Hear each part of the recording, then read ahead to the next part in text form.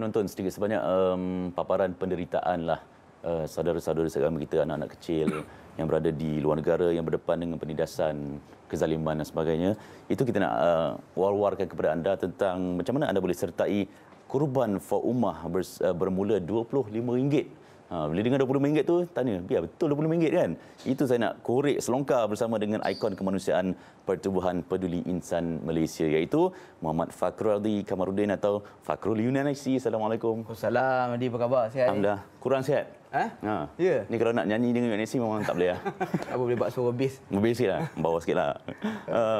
Kita nak tanya tentang apa specialnya bila sebut tentang kempen Kurban for Ummah 2025 kan. Apa keistimewaannya dengan Peduli Insan dan macam mana dia boleh bantu memanfaatkan mereka-mereka di Syria, di Palestin, di Yaman dan sebagainya. Ya. Silakan. Baik, kita Kurban for Ummah ni dah masuk tahun ke-12.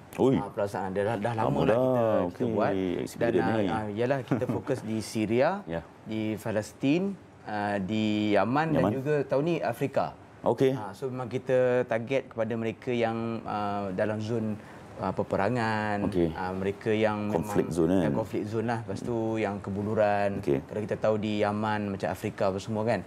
Sebab mereka ni kalau kita kita boleh cari, kita Google dan sebagainya, maklumat-maklumat yang cepat pantas kita dapat ni, mereka memang dalam zon kebuluran ni, mereka kita kata nak dapat daging tu setahun sekali tu susah susah. Kalau dapat satu nikmat lah. Nikmat. Jadi setahun sekali inilah yang peluang untuk kita ni nak sama-sama nak bagi dia orang rasa. Betul. Saya pernah pergi di kem pelarian di Syria baru-baru ni kan, bulan 12 hari tu lah, bulan 1. Jadi kita tengok sendiri macam mana dia orang survive kan. So bila kita bagi makanan yang biasa-biasa kan, ataupun ada yang special lah, bila kita datang tu kita bawa, kita masak sendiri apa semua, kita bagi tu, dia sangat-sangat hargai. Dengan doanya, dengan harapannya, sebab dia orang duduk di situ dah lama kan, macam di kem pelarian dan sebagainya. Apatah lagi kalau macam di Palestin, Gaza yang masih sekarang ni masih lagi bergolak, lagi-lagilah susah nak dapat daging-daging apa semua ni. Jadi setahun sekali ni lah kalau kita buat korban for ummah ni. So tim kita dekat sana, kalau macam di Syria, Peduli Insan ada ladang sendiri. Saya dah pergi. Saya pergi sembelih sendiri kan. Dia ada ladang sendiri sebab kita bagi peluang pekerjaan kepada rakyat-rakyat Syria tu. So dengan semua hasil daripada duit sumbangan daripada masyarakat lah, terutama rakyat Malaysia kan. Kemudian kalau macam di Yaman, di Palestin, Afrika dan sebagainya, kita ada rakan pelaksana. Mereka daripada tim lokal. So bantuan tu kita sampaikan. So dia orang yang akan laksanakan. Dan macam-macam kalau di Palestin tu, sebab kita tahulah konflik berterusan, bom sana bom sini, sekatan apa semua kan. Macam mana dilaksanakan tu? Betul, memang tak logik lah. Binatang pun tak ada sana. Itu dia. Yang tinggal manusia bersifat kebinatangan lah. Allah. Yang menyerang Zionis Israel kan. Itulah yang kita cari solusi yang sesuai adalah kita buat korban tu di luar Gaza. Memang tak boleh masuk, susah kan. Tapi adalah dia punya local team yang ada tahu laluan kan, untuk sampaikan bantuan. So kita kena gunakan pelaksana-pelaksana dari dalam lah. So kita buat korban di luar. Tim maklukan kita buat korban di India. Kemudian kita jadikan dia daging-daging korban tu masukkan dalam tin supaya dia tahan lama. Jadi bantuan tu akan sampai dalam bentuk macam tu lah. So dapat bertahan lebih lama.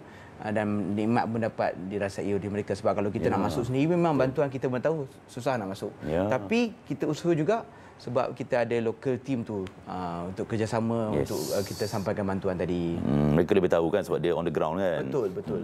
Siapa target ataupun penerima manfaat utama lah yang daripada ibadah korban ni? Seperti saya sebut tadi lah, sudah pasti kalau kita kata macam kita panggil korban ni fa'at'imul ba'is al-faqir, yang nak bagi kita makan yang Allah SWT syariatkan adalah untuk mereka yang fakir miskin lah. So mereka ni lebih teruk daripada fakir miskin sebenarnya. Sebab benda tu survive kan. Nak dapat makanan yang elok pun susah. So bila pengalaman saya bila kita dapat pergi tengok dia punya ladang, lepas tu dia ada dapur masak sendiri. Kita rasa macam ya Allah kan. Macam mana mereka hargai untuk dapat daging-daging dan juga makanan-makanan yang elok lah. So kita target sudah pasti kepada fakir miskin dan juga kepada pelarian-pelarian yang kalau macam di Syria, walaupun kita tahu mereka dah kita kata merdeka, Ya, kan? betul. Tetapi dibayangkan 13-14 tahun duduk di perkemahan, lari daripada kampung halaman. So untuk dia orang nak recover balik betul. tu ambil masa. Takes time. Duduk, saya tanya berapa lama dah ni? Dia kata saya duduk daripada min jaddi wa jaddati, daripada datuk dan nenek moyang aku. Dia yang duduk situ kan. Tapi dia orang membesar kat situlah anak-anak yang kecil kan. So bila dia orang dapat balik daripada sempadan tu ke katalah di Damsyik ke contohnya kan, Aleppo ke, dia orang dapat balik. So untuk dia orang bina balik kehidupan dia balik masalah kan. So dan yang lagi kritikal adalah mereka yang dalam zon perang sekarang lah. Betul kan. Okey, penonton mungkin tertanya kan, macam mana Peduli Insan laksanakan proses korban tu? Proses dia macam mana? Okey, proses dia macam saya sebut tadi, kita ada ladang, kita ada ada ladang sendiri dan juga kita ada tim di sana. Kalau macam saya pergi Syria baru ni, kita ada tim yang menguruskan daripada A to Z lah. So kita hanya pergi macam kami Icon, kita sampai tu dia orang dah sediakan semua dah. Kan, dapur semua dah ready, lepas tu binatang-binatang ternakan pun dah ada. So tim yang memang well organised lah. So bila kita sampai sana, dia orang dah susun apa semua, kita tinggal lagi untuk bantulah. Kita masak dengan mereka, kita buat persediaan bila kita dah siap apa semua. So bila dalam proses macam dalam TV ni kan, proses kita nak pengagihan tu pun penting juga sebab dia orang ni yalah, benda tu duduk sekali dalam kemah apa semua kan.